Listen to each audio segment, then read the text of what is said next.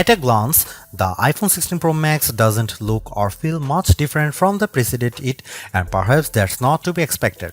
The competitive game of smartphones is now one of inches. The question is, can the small or even invisible changes add up to something big?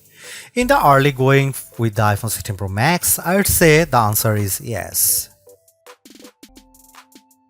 Apple is promising better battery life on all the iPhone 16 models, but the gains may be especially great on the iPhone 16 Pro Max.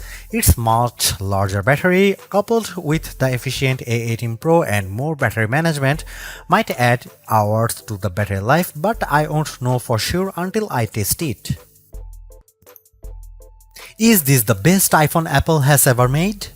Possibly, it will certainly claim a spot near the top of our best iPhone list and maybe even best smartphones.